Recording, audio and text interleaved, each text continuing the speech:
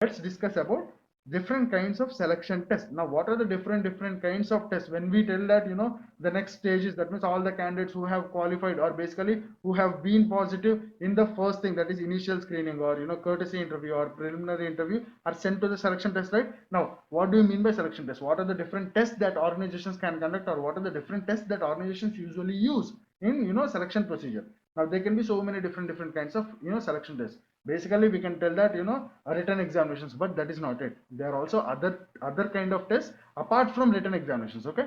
Now, when we say written examinations, there again be so many different kinds of written examinations. For example, I may conduct a written examination which is just to check your cognitive ability, telling that you will only be having questions related to mathematics, logical reasoning, verbal reasoning, general awareness, and all these things. Or you can have a different kind of written examination which completely tests your basic subject knowledge, telling that for example, you applied for the job of a software engineer. Now, in that particular written examination, each and every question will be related to your subject field, that means related to your particular software field and all these things. So basically, we cannot just roll out telling that okay, written examinations, because written examinations can also be of different types, and we cannot always tell that okay, you will be having selection test means written examination. No, because you will also be having other kind of tests which are basically not written examinations, where the particular applicant is called out, and he, for example, if you are applying for the job of a hydraulics engineer who works on heavy machinery, and now I can just call you, and I can just take you to a hydraulics machine and tell that please operate this particular machine and show us. Now, this particular thing is not a written test, but it is still a test, right? So we cannot just roll out a selection test saying that it is a written examination or a written test just to qualify. No, there are so many different kinds of tests that organizations can use. Now, let's look at what are the different kinds of selection tests that the organizations can use in the as a part of the selection procedure. Okay, now let's move to that topic. So, the types of selection tests. The first kind of selection test that organizations can use, or basically organizations in general use, are job knowledge tests.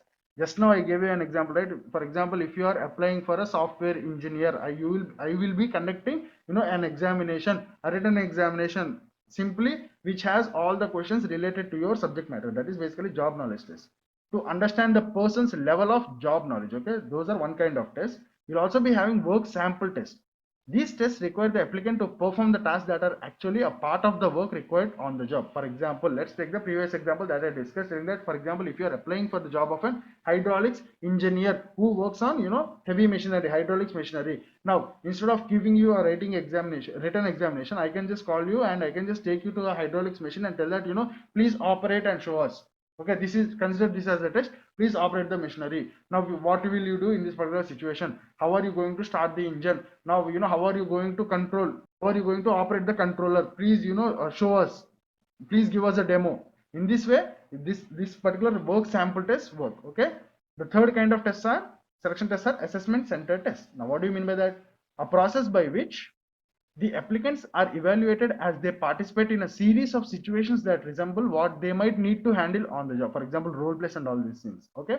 Now, we will be learning about this particular assessment center test when we move to the subject of human resource development. Okay.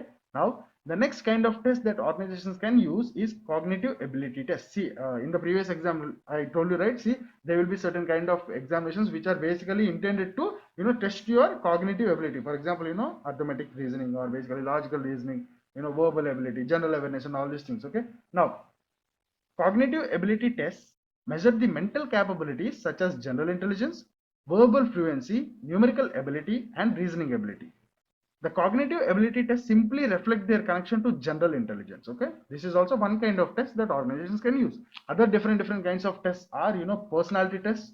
Now, when we move to the subject of organizational behavior, we will be dealing with a unit called as personality, where we will be telling that okay, these are there are certain kind of tests which are used to basically have an idea, or basically try to find out the personality of the particular employee or a particular individual. So basically, those are also different kinds of tests that organizations can use, or organizations generally use. Now, the other kinds of selection tests that organizations can use are honesty and integrity tests and physical ability tests. Now, this particular physical ability tests, are different from organization to organization. Some organizations do not use this physical ability test. Some organizations do use. Now, and also based on the job also, some, some jobs require physical ability tests and some jobs do not require physical ability tests. For example, let's consider defense jobs. For defense jobs, physical ability tests are must. For example, you have to run, you have to lift weight, you have to have minimum, this much, physical, capacity and all these things, right? So for some other jobs, you will not be having physical ability tests. For example, if I am hiring for a software, software engineer, now why will I do physical ability test? Until and unless it is a policy in the organization telling that each and every employee must maintain physical standards, until and unless those kind of policies are there, generally for software employees, we don't do physical ability tests. Okay. So basically all these kind of tests, okay, depend on organization and job. For example, what do I mean by, all these kind of, tests depends on the organization and on the job. For example, there may be an organization which uses only one of these entire, different types of selection tests that we discussed, or there may be an organization which uses all the selection tests that we have just discussed for a single job. That means, the employee will go through all these kinds of tests one after one after one of the other and all these things, just for that one particular job. Now, it also depends on the kind of job. Okay. For example, for CEO, you'll be having some kinds of, some kinds of all these tests. For example, for an entry level job, for a basic salesperson, you will not be having all these kind of different different kinds of tests. You will be having only one or two different tests.